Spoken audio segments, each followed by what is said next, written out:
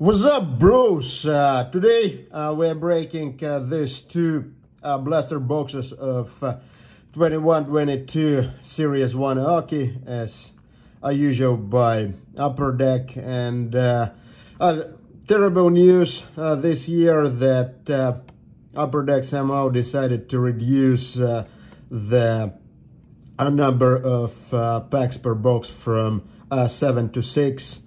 So what it means is that the expected number of young guns dropped from 1.75 young guns per box to 1.5 young guns per box. And of course nothing happened to the price, same 20 US bucks per box. But let's check what's inside. A weird card design this year, to say the very least. And goodness gracious, like they couldn't have updated like Seth Jones to Chicago. I think Seth Jones signed it like with Chicago like June 1st, 2021, and I'm like this product came out like March 21st, 2022. Yeah, and in terms of design, like this left border is way too wide, and also what's the point of repeating a photo of the player on the front? So debut dates Kendra Miller, the same debut date for like Alexis Laffy, because everybody loves Tim Lafreniere. And yeah, like here comes like Laffy himself. So yeah, somehow like this year in Upper Deck designers came up with this weird idea of adding like this smaller photos. They added like this smaller portrait photos to the back of OPG where they don't fit at all. Here also really weird design. Yeah.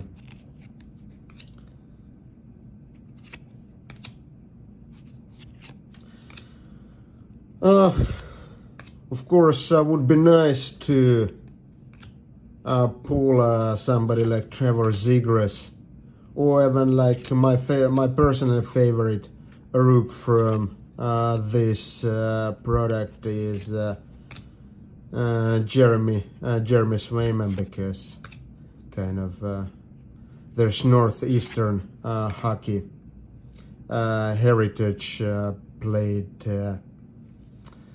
college hockey for University of Maine, and now with Boston, and really a significant factor on somewhat contending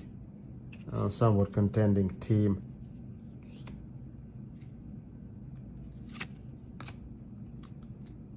Yeah, Dodonov. Like yeah, I'm not sure what the hell is happening with Dodonov. Like these like geniuses at the office of Vegas Golden Knights managed to trade him to the team on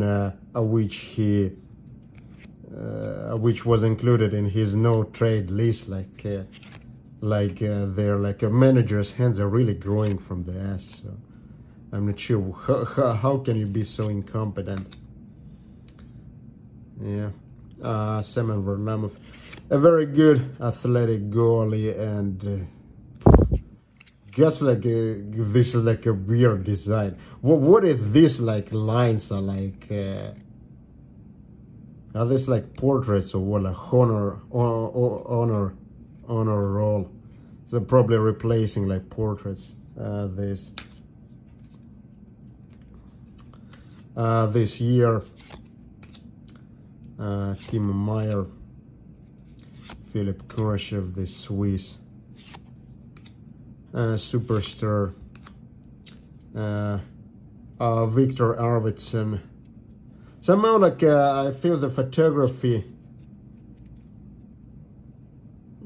this year is not as mind-blowing as last year, and Michael Bunting. This guy is also has been like in Toronto since I don't know when, and at least like okay, you might not have gotten the photo on time, but at least update like the goddamn team from like from Phoenix to like Toronto. Dazzlers green, the same as last year. I actually think that Bunting, although he debuted like something like 2 years ago, he's still in the run for a rookie this year, and for rookie of the year this year. And our young gun is Mike Herdman. Young gun design doesn't look as terrible because there is no this awful black and white photo here, but still like this is like this line is way too wide.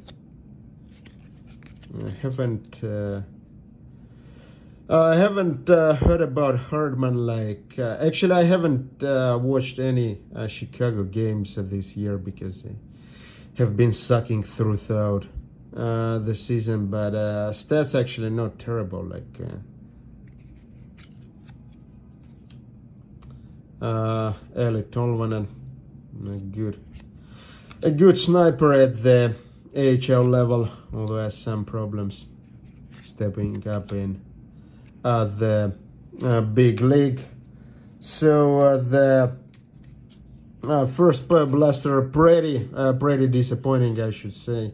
Only one young guns, and yes, laughable inserts. Okay, now at least the photo is somewhat funny. There is some dildo in the mouth of Clayton Keller. Torrey Krug, probably best known for his years in Boston. Patrice Bergeron. Miro Heiskanen, unfortunately got sick with some long-term throat infection. Jeff Skinner. Overall, like the quality of the photos this year are not as dynamic and fun as in the previous year. Somehow, like you can see that due to from this like COVID restricted season, so the attendance is not like top notch. So Jason Robertson was also in the run for a rookie of the year against Kirill Kaprizov last season, and Gabe Velarde, not sure what is the correct pronunciation. Have heard both.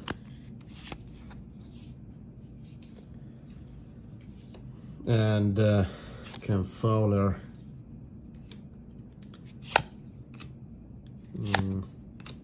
It seems that like this Kurashev, I was getting him in the previous book blaster already, so the collation is not ideal, and our rookie is Alex Barré-Boulet.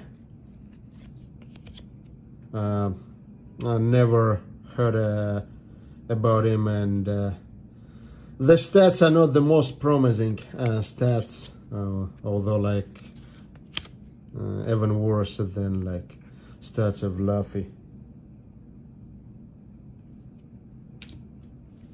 I hope to pull the second young guns from this box because there should be like 1.5 young guns per box on average. So in the first box I pulled only one, and Here hopefully we'll put to Jonathan Hubert.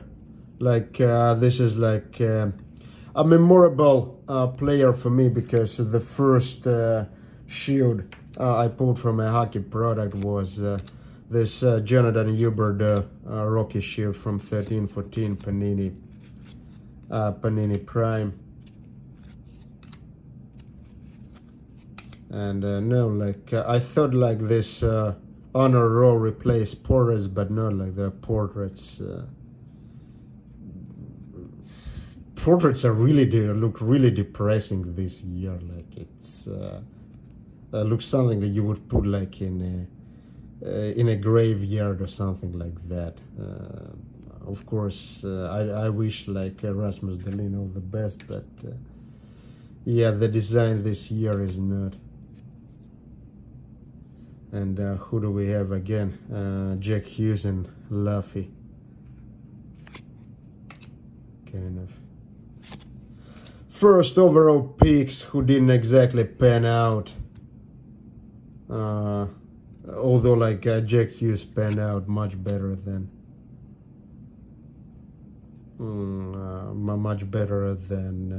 Luffy. Devon Taves, I really liked him in Islanders. He always like gave everything. One of my favorite Islanders players. Like you could like whenever I went to the games, I could see that Devon Taves is the guy who gives everything. And we've finished with Ryan Pollock.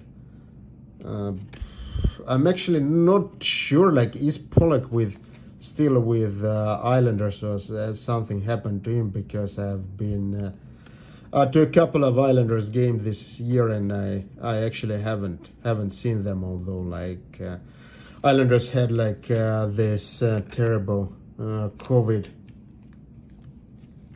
pandemic inside the team, so maybe he was out, but I'm not sure. But yeah, another pretty brutal blaster, I should say, like a no-name Young Guns, and then no-name canvas like Dazzlers, and UD portraits are not no names, but the series themselves are pretty daunting. So overall, yeah, mixed feelings. A little bit disappointed with the design this year, and photography is also somewhat below what I'm used with Upper Deck Series 1 and Series 2.